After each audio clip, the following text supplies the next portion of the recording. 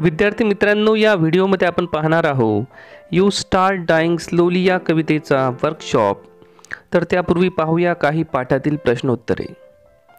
पहिला प्रश्न, what things can lead to a slow death? कोणत्या गोष्टी आपल्याला हळूहळू मरणाकडे नेतील? Our negative attitude, being not interested in reading, travelling, watching movies and doing joyful and courageous tasks, being not passionate for dream, to be idle all the time lead us to the death slowly. आपला negative दृष्टिकोन आणि travelling न करणं, reading न करणं, movies न बघणं, कुठलंही जॉयफुल काम न करणं, कुठल्याही करेजियस ॲक्टिव्हिटीमध्ये सहभागी न होणं आणि पॅशनेट नसणं, कुठलं ड्रीम नसणं, आयडल असणं, अशा गोष्टी. Question number 2. What is that makes life worth living? Give 4 points. To travel wherever we want, to read the books of our choice, to listen the sounds of life, and to appreciate ourselves are the 4 points that make our life worth living. ह्या 4 गोष्टी जर आपण केल्या तर आपलं जीवन जगण्यायोग्य होईल. प्रश्न तिसरा, the poet has left the last stanza incomplete. What line will you add to complete it? The line I use to complete the last stanza is none other than you start dying slowly. याही कडव्यामध्ये कवीने म्हटलेलं आहे की जर तुम्ही काही गोष्टी जर करत नसाल तर तुमची वाटचाल ही मरणाकडेच होत आहे. आता पाहूया इंग्लिश वर्कशॉपमधील काही प्रश्न. आणि मित्रांनो, जर आपण अजूनही या चॅनलला सबस्क्राईब केलं नसेल तर अवश्य करा. चला तर पाहूया इंग्लिश वर्कशॉप आणि त्यामधील एक्झरसाइज. पहिले exercise, read the different messages in the poem given below. Choose the one that suits this poem best. आता काही मेसेजेस आहे ते बघा आणि त्यापैकी कुठला मेसेज या कवितेमध्ये सूट होतो. तर सूट होणारा मेसेज आहे be, fulfil all your dreams and unfulfilled desires. प्रश्न दुसरा, state the following. A. Theme or central idea of the poem. The theme or central idea of the poem is how to live life with liveliness. Otherwise, a life without energy, enthusiasm, hopes, dreams lead us to slow death.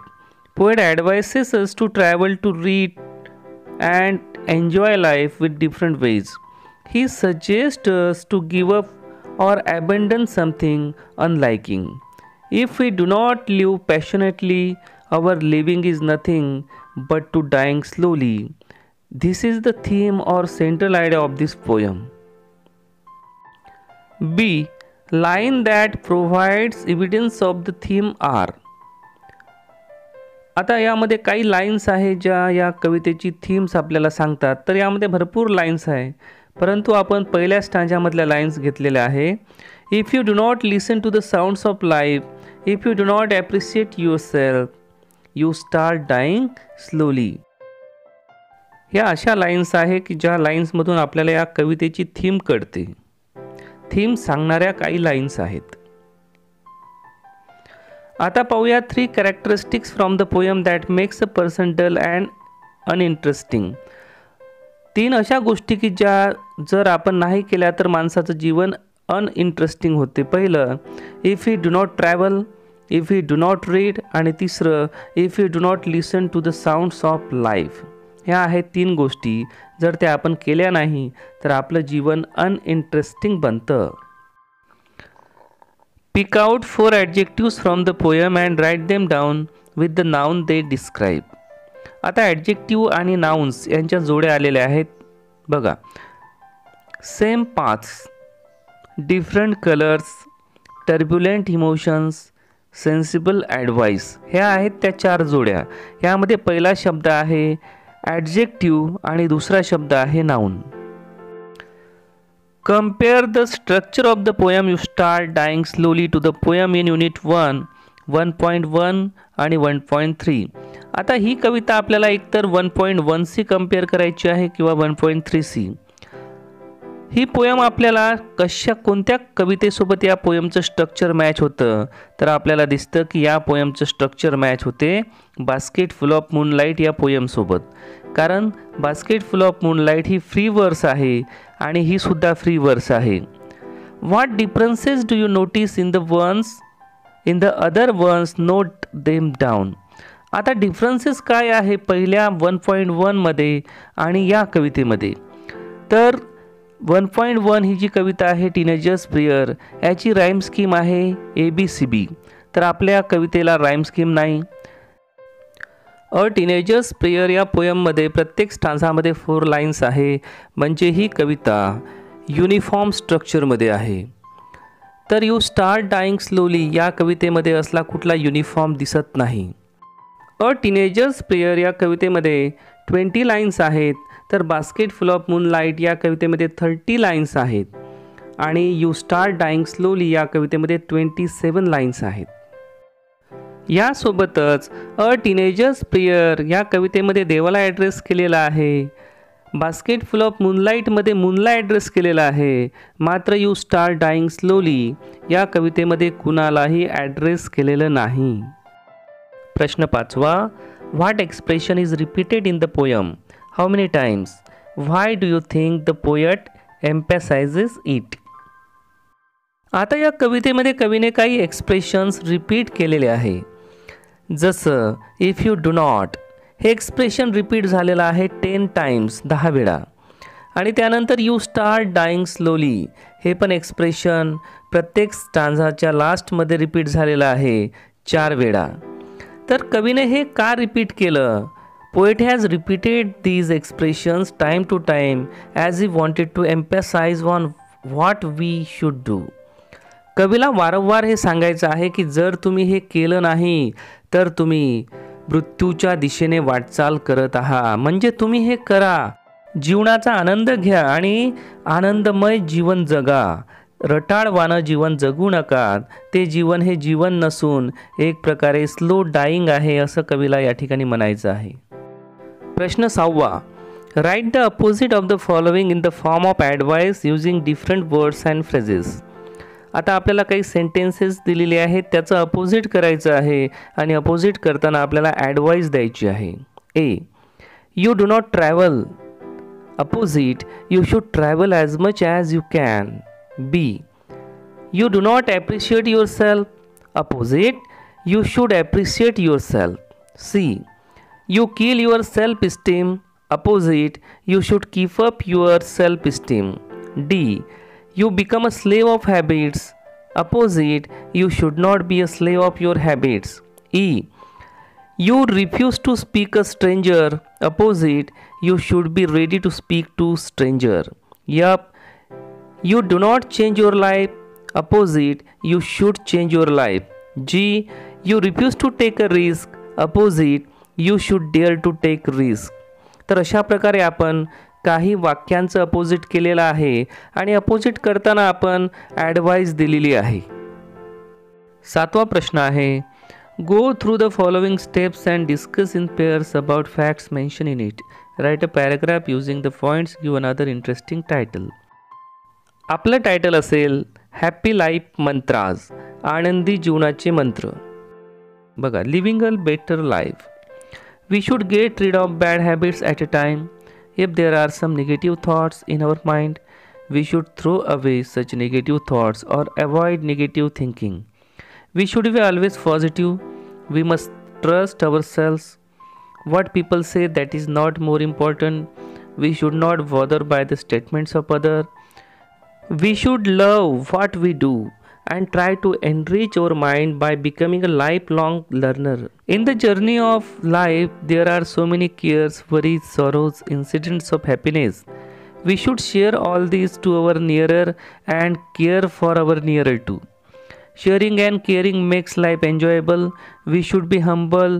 We should give respect to others and expect respect from others. We should accept the truth of life positively and welcome every day with a smile. तर अशा प्रकारे आपण हा paragraph पूर्ण करायला पाहिजे. Exercise number 8, complete the following table with the things in your life which help you to change your habits and routine. पहिलं, if you travel, जर तुम्ही प्रवास कराल तर तुम्ही काय कराल? I shall see the beauty of the world. दुसरं, if I read, I shall become a good thinker. If I change my bad habits, I will be a good human being. If I play continuously on a mobile phone, I shall miss the pleasure of playing outdoor games. If I don't make friends, जर मी कोणालाही मित्र बनवलं नाही तर I shall have a boring life, तर माझं जीवन कंटाळवाणं होईल. Exercise number 9. Everyone needs inspiration to move ahead to make progress in our life. प्रत्येकाला आपल्या जीवनामध्ये इन्स्पिरेशन हवी असते, तर आपण ती इन्स्पिरेशन कुणाकडून घेतो? तर ॲन्सर्स आहे stories, parents support, dreams, role model, motivation, life experiences आणि movies.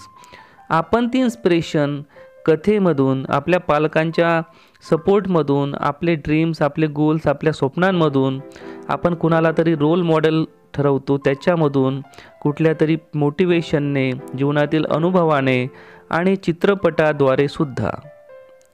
Complete the web diagram with words that go with their topics. आता आपल्याला एक वेब चार्ट आहे, एक शब्द दिलेला आहे, त्याच्याशी संबंधित काही शब्द लिहायचे, जसं की turbulent, turbulent weather, turbulent soldier, turbulent crowd. Turbulent म्हणजे अनकंट्रोलेबल, ज्याला आपण आवरू शकत नाही. आता ग्लिस्टनिंग म्हणजे चमकदार, चमकदार डिअर, फिश, स्नो, माउंटेन हे आहे चमकदार.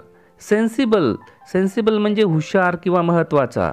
Sensible dialogue, sensible person, sensible idea and sensible deal.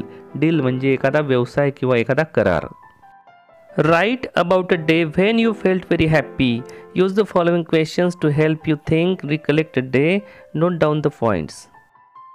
आता खाली दिलेले काही पॉईंट्स वाचूया आणि त्या पॉईंटच्या आधारावर आपल्याला आता एक पॅरेग्राफ लिहायचा आहे. त्यामध्ये आपल्याला असा कुठला तरी प्रसंग लिहायचा आहे ज्या प्रसंगाने तुम्हाला खूप आनंद दिला आणि त्या प्रसंगातून तुम्ही काहीतरी इन्स्पिरेशन घेतली किंवा तुम्हाला खूप चांगलं वाटलं. Yes, I know the day. It was 1st May of 1995. The day was special because it was a day of result of my school examination. Each one was excited to know the result. Some of the bright students in the class were very enthusiastic. It could be easily noticed from the faces of the students that they were aspiring to achieve first rank in the exam. I was also one of the bright students and also willing to achieve first rank, but I was not making a show of anything before anybody. After a flag ceremony and national anthem, a process to announce result started. As the result was announced, it was me who was first among all the students in the class. I was very happy. I didn't express it by any special act. Some of my friends greeted me and most of the friends were jealous of my result.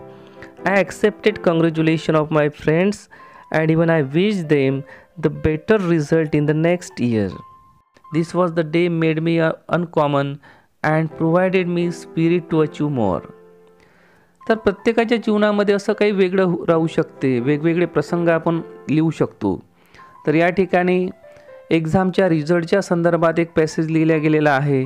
आपण दुसरा पण लिहू शकता. आपल्याला असा कोणता प्रसंग राहील, अशी कोणती घटना राहील की ती आपल्याला अतिशय प्रेरणादायी वाटेल, तो प्रसंग तुम्हाला फार आनंद देऊन जात असेल तर तुम्ही दुसरा प्रसंग पण लिहू शकता. Last exercise. Use internet or any book to write for inspirational or motivational quotes related to the message or messages in the poem. कवितेमध्ये जो मेसेज दिलेला आहे त्या मेसेजशी संबंधित आणि आपल्याला प्रेरणा देतील अशी काही कोटेशन्स आपल्याला या ठिकाणी लिहायची आहे. पहा, पहिलं, variety is the spice of life. Variety म्हणजे विविधता, ही आपल्या जीवनाचा मसाला आहे. Have the courage to find out the vision. आपल्यामध्ये करेज असू द्या, धैर्य असू द्या, त्याने तुम्हाला तुमचं व्हिजन दिसेल. Fight against evil. If you win you will be a hero and if you lose you will set an example of courage. इव्हिलच्या विरोधात लढा. जर जिंकले तर हिरो बनाल आणि हारले तरी तुम्ही एक एक्झाम्पल सेट करून जाल. Keep your bicycle moving till you learn. जोपर्यंत तुम्ही शिकत नाही तोपर्यंत बायसिकल चालवत राहा. Walk across different paths. वेगवेगळ्या मार्गाने चाला. Our life should be as colourful as clothes. आपलं जीवन हे कपड्यांच्या रंगाप्रमाणे रंगीबिरंगी असलं पाहिजे. तर या ठिकाणी आपण इंग्लिश वर्कशॉप पूर्ण केलेला आहे. आणि जर तुम्हाला हा व्हिडिओ आवडला असेल तर नक्कीच लाईक करा, कमेंट करा, शेअर करा आणि सबस्क्राईब करायला विसरू नका. Thank you very much for watching this video.